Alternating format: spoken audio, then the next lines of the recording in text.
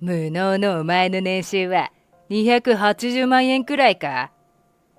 同窓会で久々の再会を果たした同級生が、俺に向かってバカにしたような様子で、そう尋ねてきた。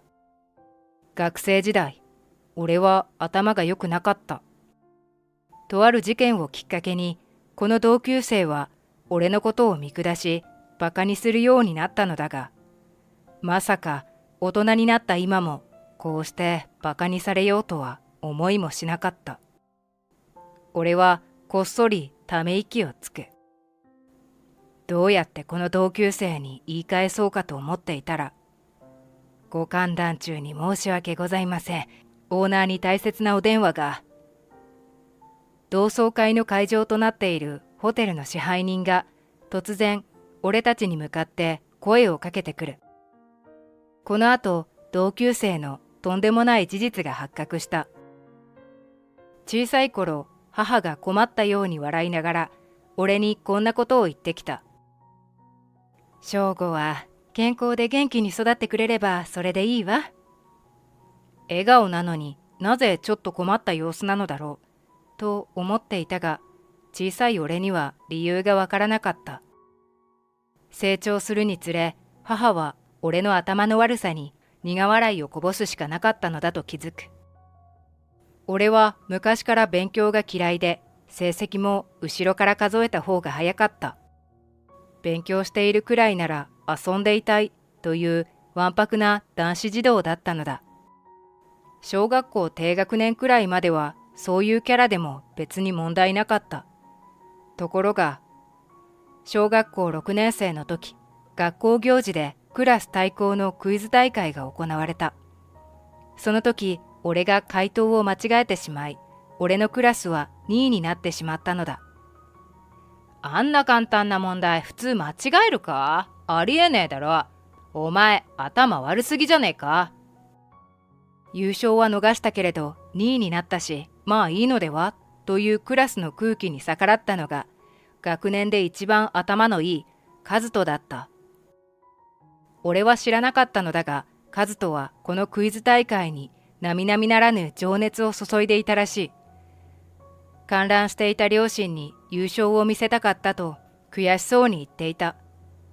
そんなことも知らず能天気にバカを晒してしまった俺は申し訳なくてカズトに謝罪。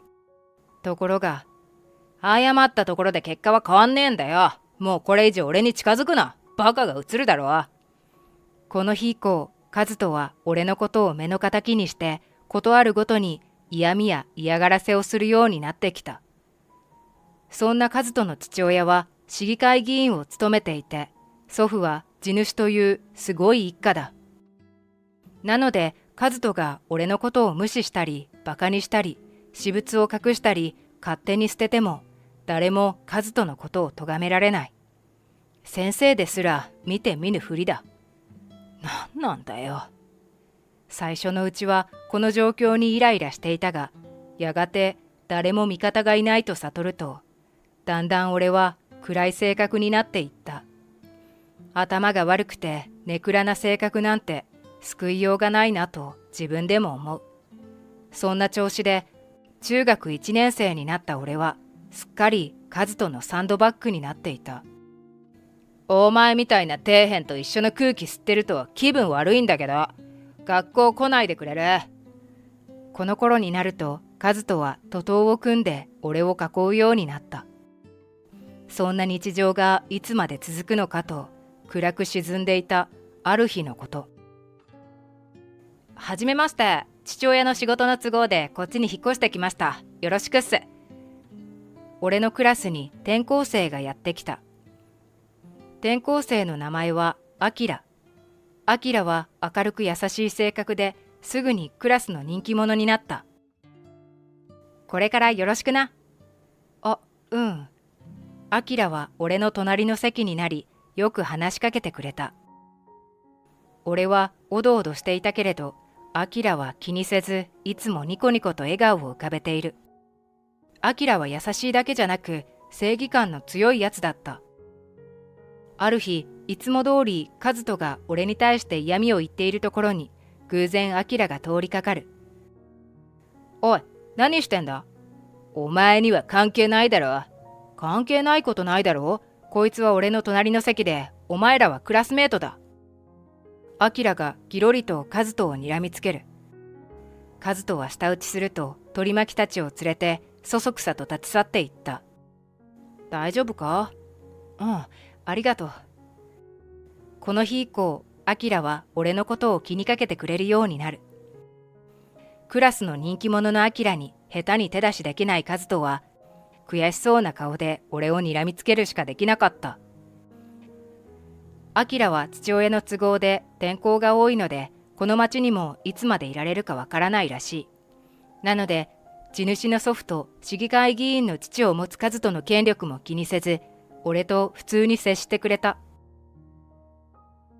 なあ、なんでお前はそんなに強いんだ？別に俺強くないけど。今まで何度も転校していろんなやつと出会ってきたからさ。カズトなんてまだ可愛い方だと思うぜ。あっけらかんというアキラに、俺もこうなりたいなと憧れるようになった。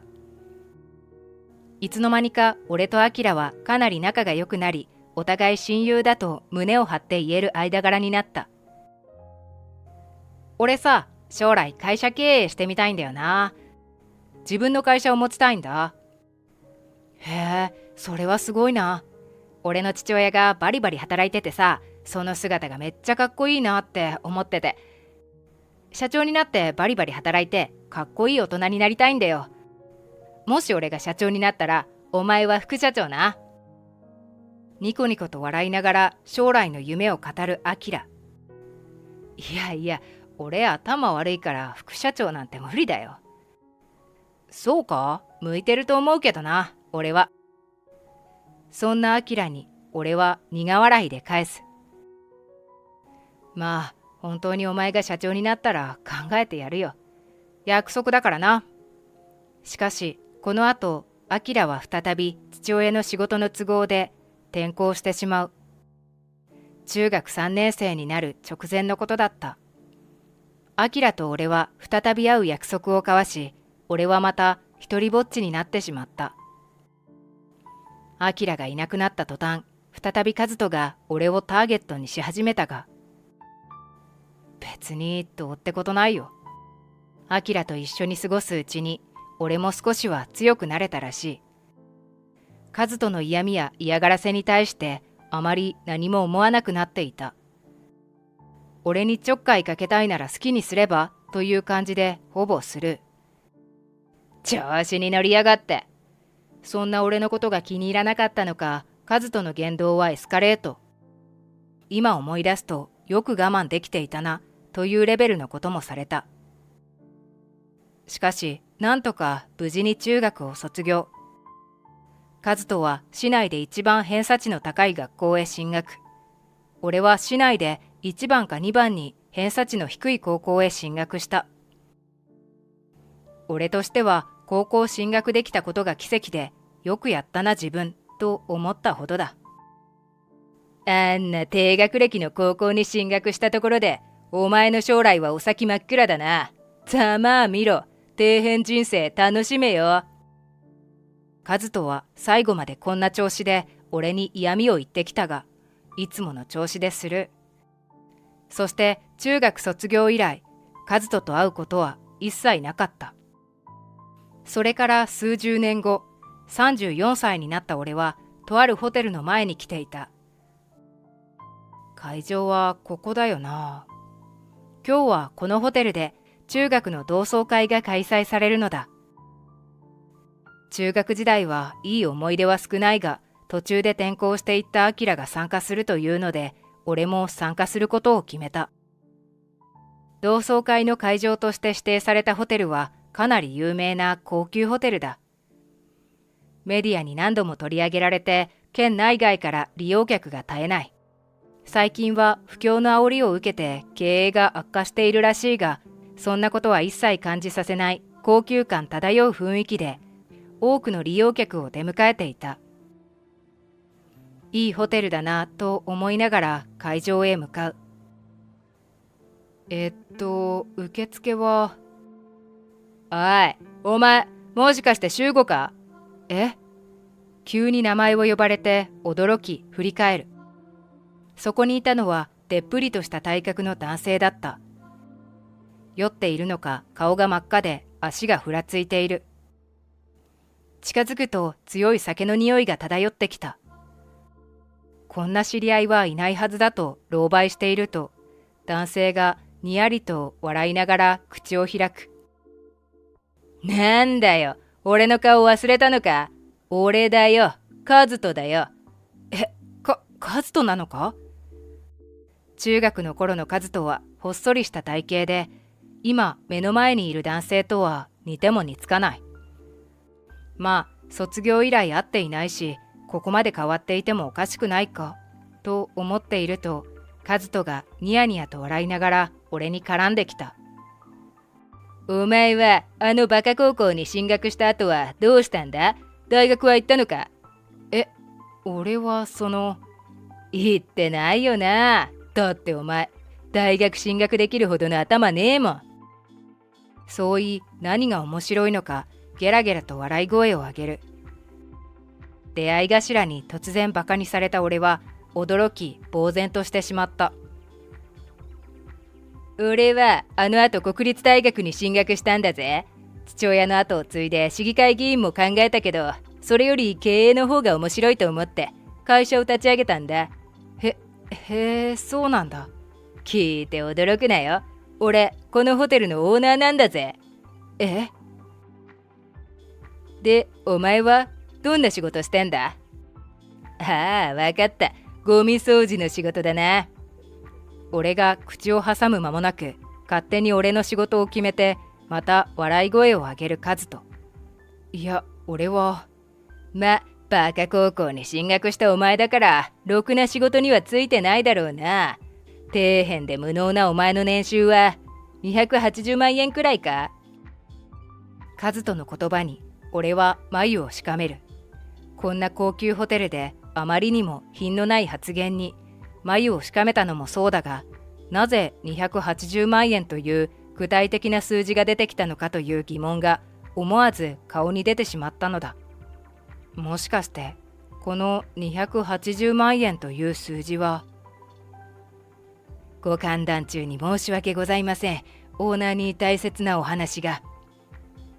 こっそりため息をつき、さてどうやってカズトに言い返そうかと悩んでいると、このホテルの支配人が俺たちに向かって声をかけてきた。正確にはこのホテルのオーナーのカズトではなく、俺に向かって。カズトが目を見開き、俺と支配人を交互に見る。俺は頭をかきながら支配人にこう返した。ごめん、ちょっとこの人と話をしたいんだ。すぐに行くから待っててくれる？承知いたしました。俺の言葉を受けて支配人はすっと静かに下がっていった。俺たちのやりとりにカズトが目を丸くして見ている。そんなカズトに俺はゆっくりと口を開いてこう言った。ここのホテルのオーナーは俺なんだけど、嘘もほどほどにしないとこうして恥かく羽目になるよ。俺がここのホテルのオーナーを務めている理由は数十年前まで遡らなければならない。きっかけはアキラの連絡からだった。転校後もアキラとはまめに連絡を取り合っていた。高校進学後にはアキラからこんな提案をされた。俺会社立ち上げようと思うんだ。なんで急に？急なんかじゃないって。俺前から言ってただろ、社長になりたいって。確かに言ってたけど、どうやって会社立ち上げるんだよ。金とか必要だろ。会社を立ち上げるだけならお金は必要ないんだよ。その後、アキラから詳しく話を聞く。まずは資本金がなくても経営できるサイト運営を行うつもりらしい。俺、昔から転校続きで日本中を転々としてただろ。その影響で旅好きになってさ、旅行に関する仕事がしたいなって思ってたんだ。お前にはそれを手伝ってほしいんだよ。俺が？俺、前から言ってただろ。お前に副社長をしてほしいって。言ってたけどさ。自信満々のアキラを前に、俺から断りの言葉は出てこなかった。そして起業すると決めたアキラの行動は早かった。まずは旅情報ブログを立ち上げ、アフィリエイトで収益を獲得。その資金をもとに本格的な旅情報サイトを立ち上げ、さらに収益を獲得していった。旅好きの間で好評を得たサイトはどんどん拡大。収益をもとにアキラは旅行代理店を立ち上げた。勉強が嫌いだった俺だけど、必死で勉強してサイト運営を学び、収益獲得に貢献。旅行代理店を立ち上げた際、正式に副社長に就任したのだ。そして現在、会社は国内を代表する代理店にまで成長。この度、新たに宿泊施設の運営事業にも手を出し、経営不振に陥っていたここのホテルを買収したというわけだ。そして俺がこのホテルのオーナーに就任。アキラはお前ならできるよと無責任に言っていたが、先ほどの支配人神田さんにかなり助けてもらいながらなんとかやっているのが現状だ。というわけなんだ。すべての事情を知ったカズトは酒ではない理由で顔を真っ赤にしている。本当のオーナーを前にして俺がオーナーだと嘘をついて赤っ恥をかいたのだ。あまりの恥ずかしさに顔を真っ赤にしてブルブルと震えている。あのさ、俺これでも副社長だから地元の話は結構耳に入ってくるんだ。お前かなり借金あるだろ。なんでそれを。おじいさんが所有していた土地全部売却したって聞いたぞ。実はその土地のうち一つをアキラが購入して地元に支店を出す計画を立てているのだ。カズトのおじいさんは数年前に亡くなっている。そのうちのいくつかをカズトが受け継いだのだが、それが全て売却されたと聞いた。さらにカズトの父親は数年前に議員を辞職。セクハラやパワハラなどの問題があったらしい。カズトはどこぞの中小企業勤めなのだが、親のすねをかじって派手な暮らしをしていたようだ。父親が権力を失い、すねかじりもできなくなったので、所有していた土地を売却したのだが、売却金を上回る金遣いの荒さで、現在も借金を重ねていると聞いた。さっきさ、280万円とかやけに具体的な数字が出てきたけど、それもしかしてお前の年収か？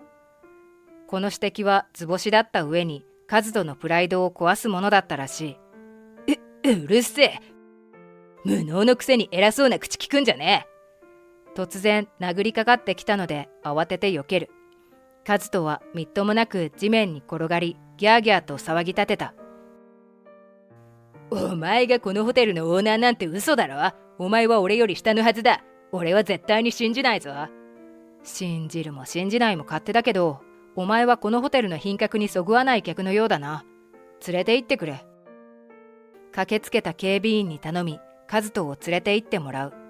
後から聞いた話なのだが、警備員室に連れて行かれても、カズトは騒ぎ立てていたので、仕方なく警察のお世話になったそうだ。仕事の都合で遅れてやってきたアキラが、大変だったな、と俺の肩を叩いていたわってくれた。そしてこの一件はカズトの会社の耳に入り、カズトは解雇となったらしい。カズトの実家はいつの間にか売却されていた。息子の借金を返済するためだろうか。これ以来、カズトや彼の家族の姿を見ていないので、詳細は不明だ。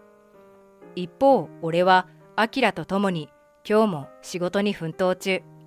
宿泊施設の運営事業も安定してきたので、今後さらに事業を拡大する予定だ。